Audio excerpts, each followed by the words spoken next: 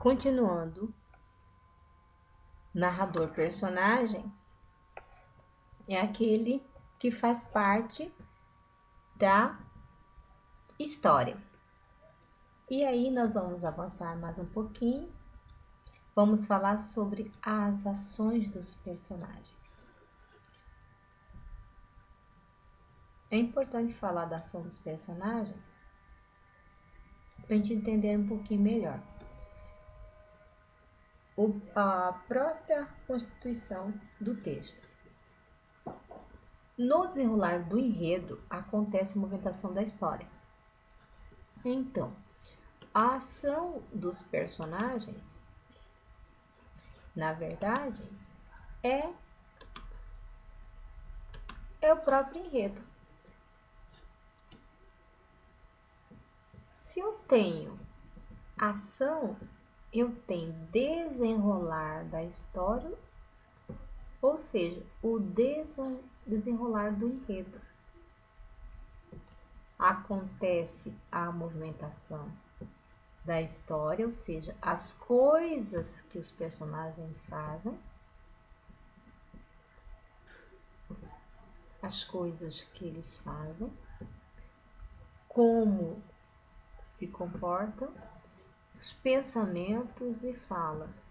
Então, todos esses elementos juntos, nós vemos a constituição do enredo da própria história. É para ficar mais claro para vocês, vamos analisar um pouquinho essa historinha aqui da Turminha da Mônica. A gente vai observar trabalhando com a linguagem mais não verbal, para a gente entender melhor a questão do enredo. O título é Magali. Quem conhece a história da Magali sabe que Magali gosta muito de comer. Já inicia aqui o Cebolinha com o homem já empurrando o carrinho, ele já com o cachorro quente, né? Vai dar para entender que ele ainda comprou na hora por causa da fumacinha, quer dizer, tá quentinho da hora. E o mais interessante dessa história é que as ações que acontecem na história, ele só vai perceber, né, quando o cachorro quente vai diminuir de tamanho. Então, trabalhando como se fosse a força do pensamento, o desejo da Magali. Ele até aqui, no segundo quadrinho, tá tudo bem. No terceiro quadrinho, a gente vê uma onomatopeia que dá a ideia de uma dentada. Crunch, crunch. Aí, no quarto quadrinho, aí sim, chup, chup, chup. Dá a entender, né, as onomatopeias, elas vão traduzir a ideia de que alguém está comendo muito rápido. E o Cebolinha, assustado, sem entender o que acontece, ele, quando não tem mais nada, a última mordida, a gente percebe aqui, né, nos elementos cênicos, aqui da virada do rosto, ele olha, faz aquele movimento, puxa, isso é que se chama comer com os olhos.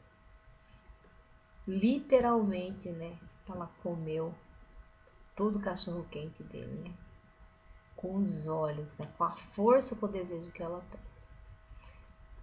O que eu quero mostrar é que as ações de uma história, quem produz são os personagens. Sem os personagens também não tem história. Então, a história em si, quem faz, que nós vimos anteriormente aqui, Ação. No desenrolar do enredo acontece a movimentação da história, ou seja, são as coisas que os personagens fazem, como se comportam, seus pensamentos, falas, que tudo que eles fizerem compõe o enredo. Então, só existe a história porque existe personagem. Aí, primeiro é o enredo, segundo é o tempo, o lugar, e agora nós vamos seguir aqui para entender um pouquinho mais sobre a questão da história. Um outro elemento muito importante para se reconhecer, para entender a história, é a questão do narrador. O narrador é a voz, preste bem atenção, é a voz ou narrador personagem. Eu coloquei assim para ficar mais fácil para vocês entenderem. Ou é a voz, o narrador personagem, que conta a história abordando todo o contexto, os personagens, enfim, todo o enredo. Tá meio que repetitivo, eu deixei assim para esclarecer para vocês, porque se eu colocasse muita parte teórica, poderia ficar estranho, né? Porque aí vocês continuam sem entender. Mas aqui dessa forma, acho que de forma assim bem esclarecida, ninguém mais vai ficar com dúvida em relação a qualquer elemento das narrativas básicas para a gente entender, trabalhar conto, trabalhar algumas aventuras, né? Contos de aventura, qualquer outro tipo de narrativa mais curta, vocês vão ter mais condições de analisar. Aí, narrador, voz, o narrador, personagem que conta a história, abordando todo o contexto, quer dizer, tudo que acontece, o tempo, o espaço, todos os elementos que acontecem, né? Aliás, que compõem a narrativa, os personagens, enfim, todo o enredo. Narrador personagem é quando o próprio personagem, acaba narrando a história, exemplo, Sherlock Holmes. Aí coloquei uma figura dele aqui. Vamos ver aqui.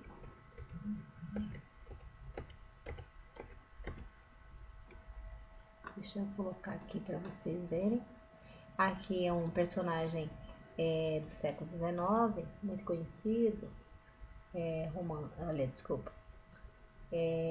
Narrativa policial. E policial. Ele é um detetive. Então envolve questão de crime e a investigação. E ele é um personagem que é ele que conta a história. Aí, vamos à faca. Não, ele é muito eloquente. É um modelo do exército.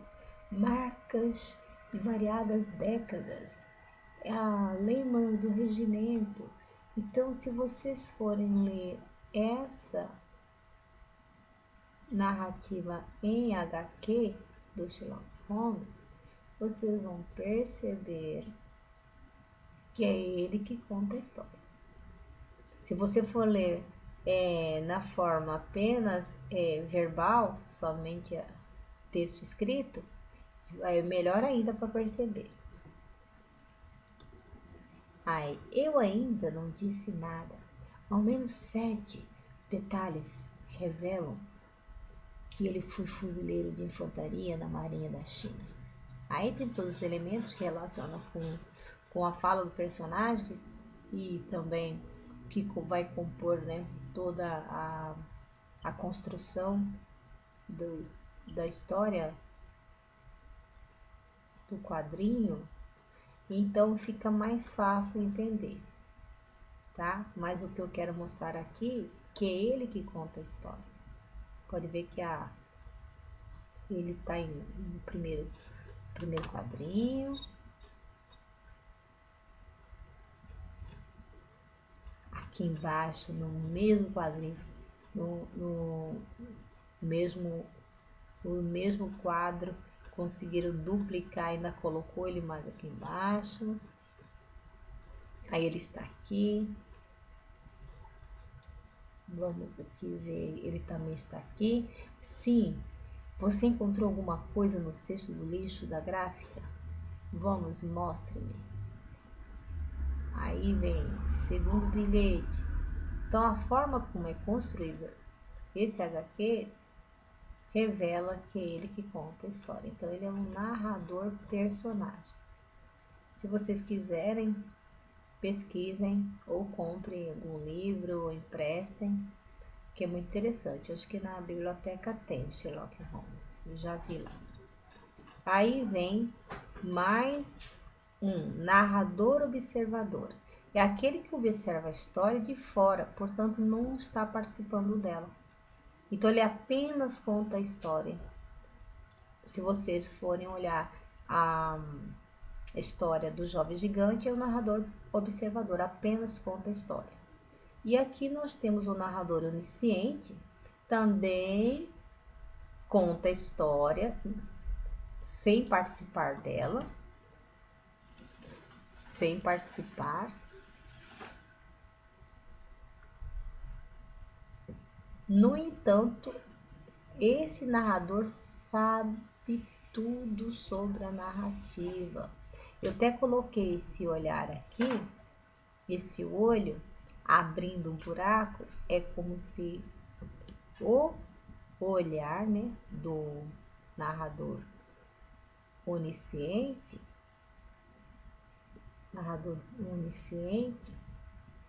o que que ele faz? Ele, como se ele tivesse né, vou usar uma palavra, sondando tudo o que acontece. Ele sabe tudo o que acontece na história. Aí, para exemplificar melhor, para vocês entenderem melhor, isso aqui,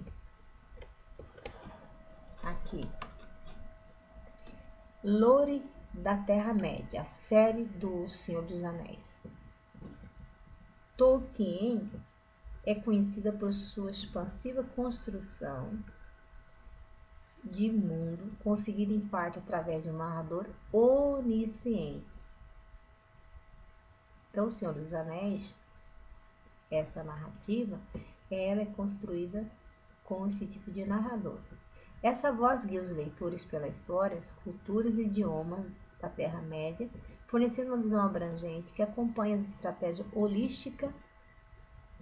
A palavra holística significa uma soma completa, né, total, necessária na gestão de negócios. O narrador de Tolkien serve como exemplo de como uma visão ampla pode aumentar a profundidade e a riqueza de uma narrativa. Geralmente o narrador onisciente, né, as narrativas que tem sido narrador, ela é mais profunda, porque o narrador, ele conhece tudo, ele vê os pensamentos dos personagens, sabe o que passa na mente, vê a mente dos personagens, sentimentos, sabe o que aconteceu no futuro, sabe o que aconteceu no passado, ou seja, sabe tudo sobre o personagem. É muito interessante, mas só que na nossa resenha descritiva do conto, o narrador ele é linear, então ele é mais fácil, o narrador ele é observador, não é um narrador personagem também. E o tempo dele é linear. Então é muito fácil vocês fazerem a resenha descritiva desse conto Uma Vida em Sete Estâncias. Eu estou só mostrando essas possibilidades para vocês fazerem ampliar mais a sua visão em relação à narrativa, porque senão eu ficaria muito restrita a explicação, não teria muita necessidade de estar fazendo essa pequena aula de recomposição para vocês. Agora vamos tratar da questão dos personagens.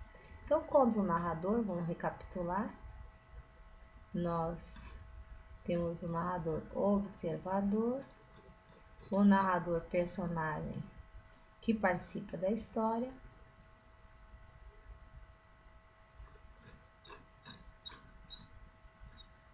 temos o narrador observador, que apenas conta a história. Aqui vou colocar como exemplo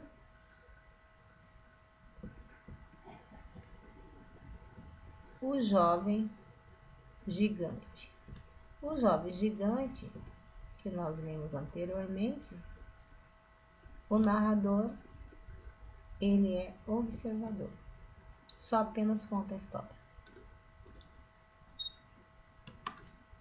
Se vocês quiserem tirar dúvida, é só voltar um pouquinho e analisar, que vocês vão observar que ele apenas conta a história, ele não participa, ele não conhece os pensamentos, os sentimentos, só sabe aquilo que ele viu, digamos assim, apenas que ele conhece. Agora eu vou falar um pouquinho sobre os personagens, porque também é interessante falar sobre eles.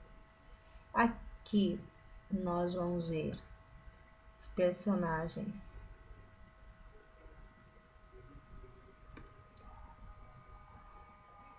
temos aqui os protagonistas, que são os principais. Dispensa comentário que a maioria de vocês assistem em filme sabe qual é o personagem principal, né? Geralmente em todas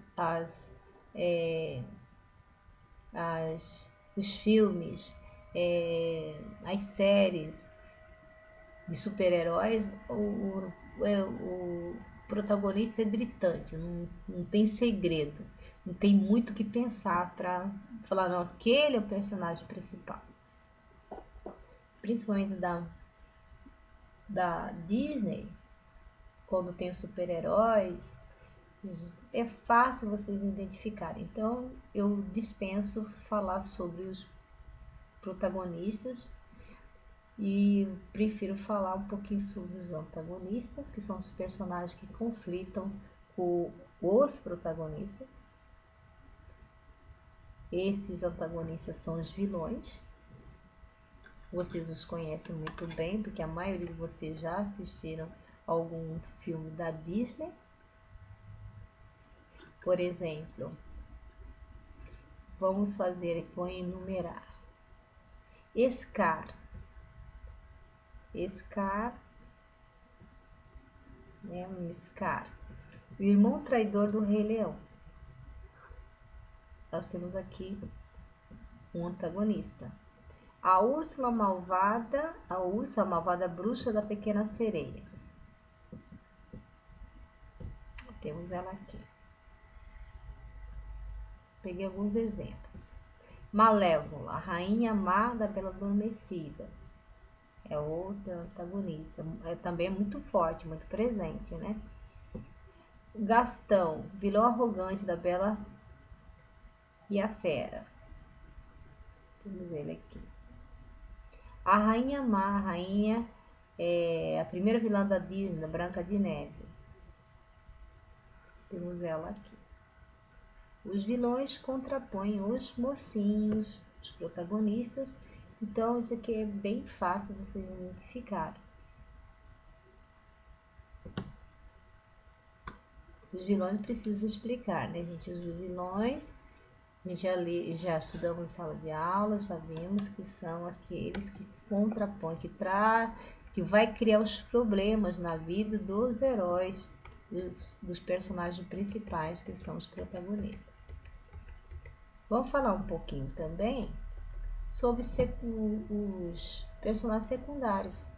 Esse aqui pouco se aborda no ensino fundamental, mas vamos falar sobre ele com vocês, para vocês já estarem cientes quando formos trabalhar outros textos narrativos. A gente já vai apontar, né, tanto os protagonistas, quanto os antagonistas, quanto também os personagens secundários, que muitas vezes são muito importantes na narrativa e a gente não dá muito valor. São os personagens que ficam em segundo plano, ou seja, não se dão muita importância. depois dos protagonistas. Mas eles são importantes, porque também sem os personagens secundários não vai existir narrativa, né, gente? Não, só o personagem principal não funciona muito bem. Vamos fazer então alguns exemplos. O gênio do Aladim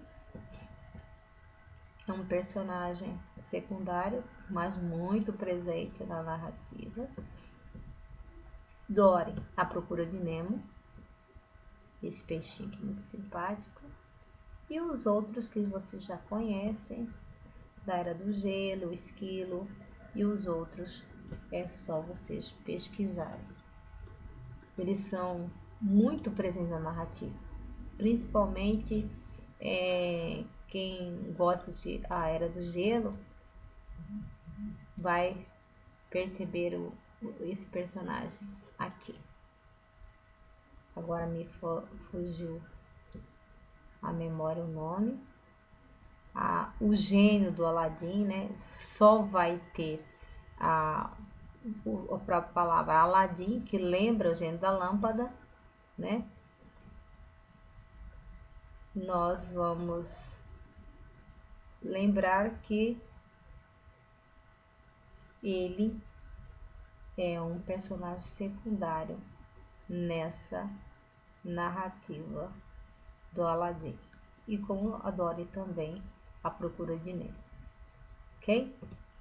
Não vou ficar em mais delongas, porque nós temos outras coisas para verificar, que é a estrutura da resenha que nós vamos ver agora, que é essa aqui. Vocês vão ler o conto Uma Vida, desculpa aqui, Uma Vida em Certa Estampa,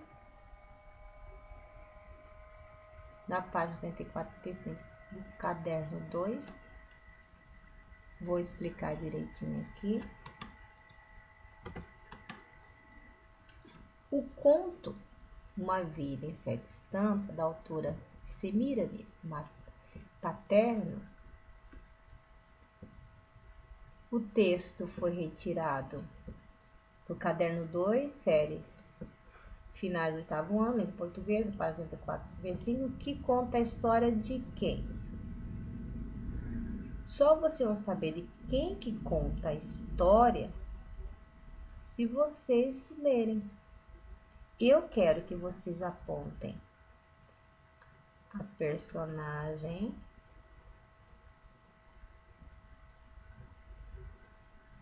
principal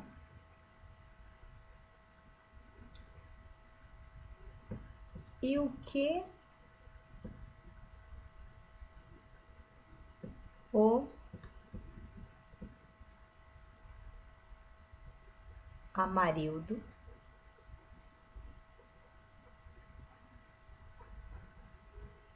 a personagem principal e o que o Amarildo fez com ela. Vou colocar assim, porque eu não posso dar resposta. Então, conta a história da personagem principal e o que o marido fez com ela. Essas duas informações, que somadas essas duas informações, que vocês vão conseguir construir o primeiro parágrafo. Preste bem atenção. A personagem principal e o que Amarildo fez com ela. Essa é a ideia principal desse conto. Aí vocês vão verificar quantos personagens aparecem. Só vocês vão conseguir fazer isso se vocês lerem o texto de forma bem atenciosa, porque senão vocês não vão conseguir identificar. E eu vou dar uma dica. Os nomes dos personagens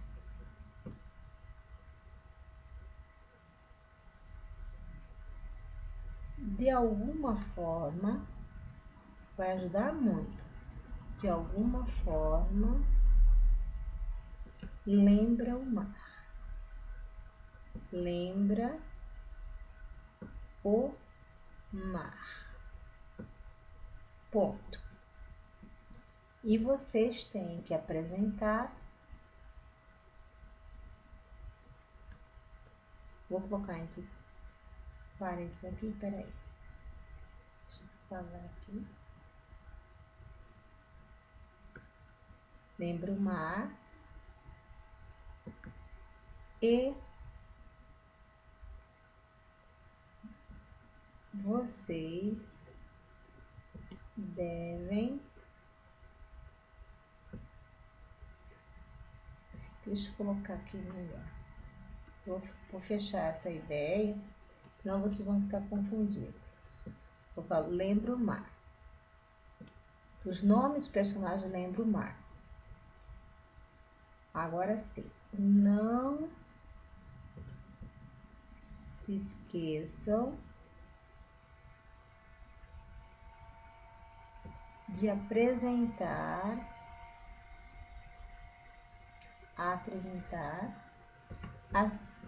as características de cada um deles. As características possíveis.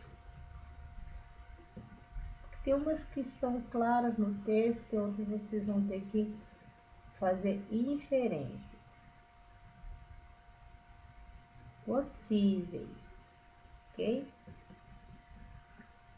É só isso que vocês vão colocar nesse segundo parágrafo.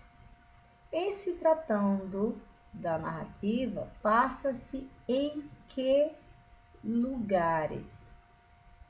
Em que lugares? Como eu expliquei anteriormente, o espaço da narrativa essas pode passar numa casa, pode passar numa praça. Então, eu quero que vocês apontem, tá? Vou até colocar aqui. Apontar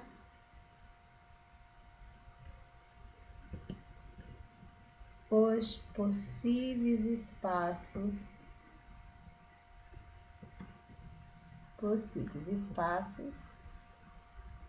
presentes no texto.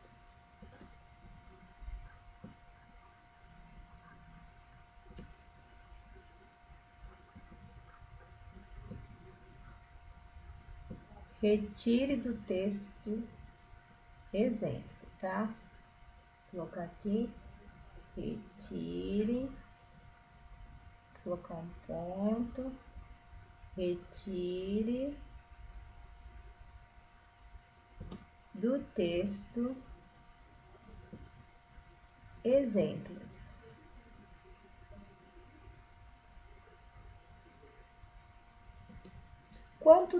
Quanto tempo é linear? Isso eu expliquei bem. O que é o tempo linear? Aquele que começa, desenvolve e termina uma sequência lógica do tempo. Vocês podem observar. O texto começa com o personagem principal, vou até mencionar para ajudar, né? Personagem principal.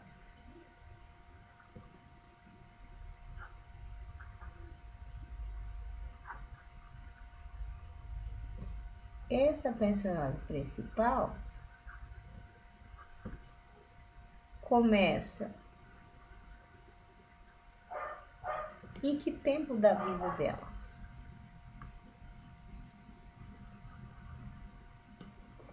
Em que tempo da vida dela que começa? Principal.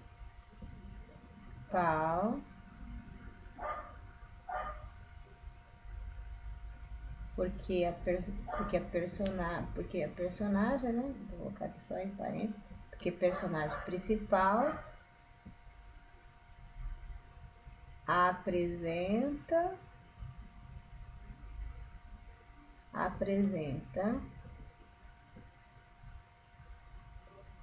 que idade no início do conto?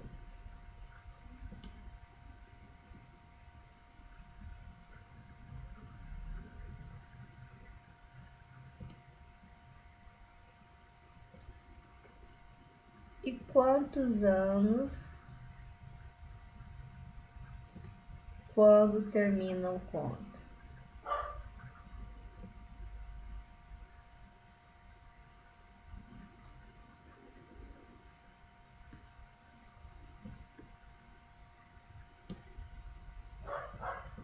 Termina o conto. Isso aqui eu vou deixar para vocês analisarem, tá? Eu tô dando as ideias bem gerais, porque senão eu vou dar toda a resposta aí, não é recomposição, né? Então, vão dar uma olhada lá no texto. Aí, como se resume? Conto resume-se. Aí vocês vão escrever, né? Vou até ajudar. Vocês vão colocar. Inicialmente, né? Colocar assim. Inicia-se.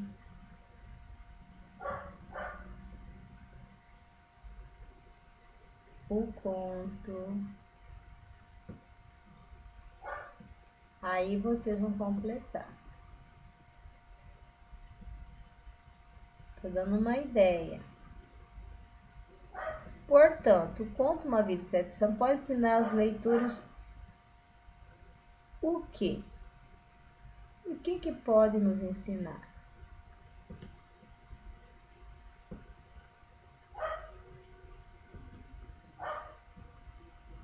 O que pode nos ensinar? O que pode nos ensinar?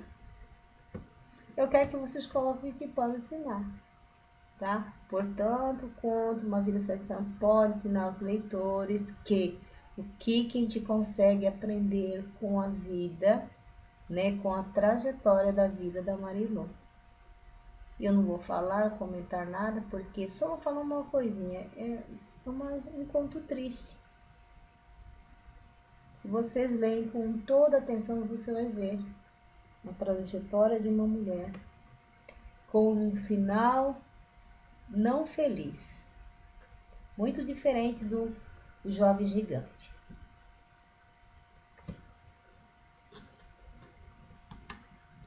E aqui está o conto, né? Interação com o texto a seguir surgiu, né, de um poema contado a partir de 7 gravuras ou 7 estampas que a autora transformou em um sensível conto que narra a história dos amores de Marilu. Olha aqui a deixa, né? A deixa aqui. A história de os amores, né? Quer dizer, ela não teve só um amor, ela teve vários amores. E como foi esses amores dela, né? Começa com a Marilu aqui.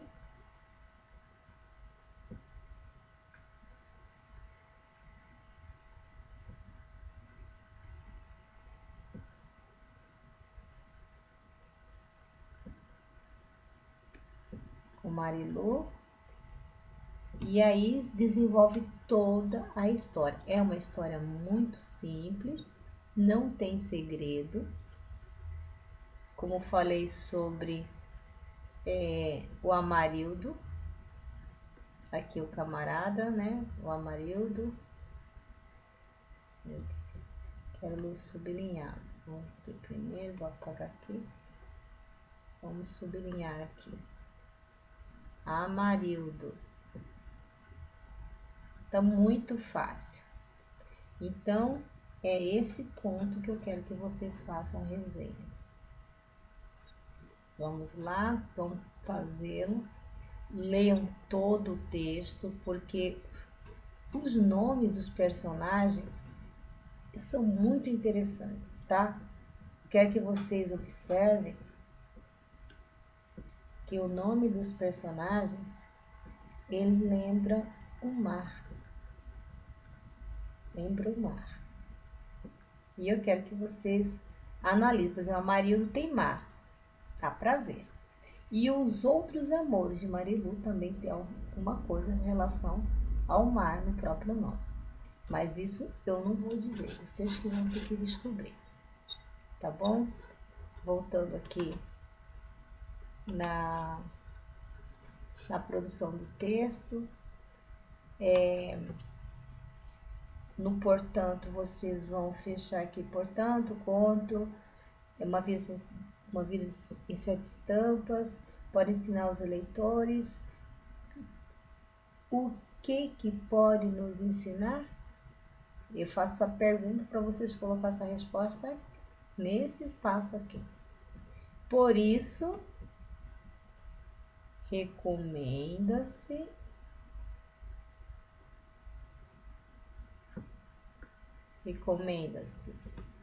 ou para outros, talvez não.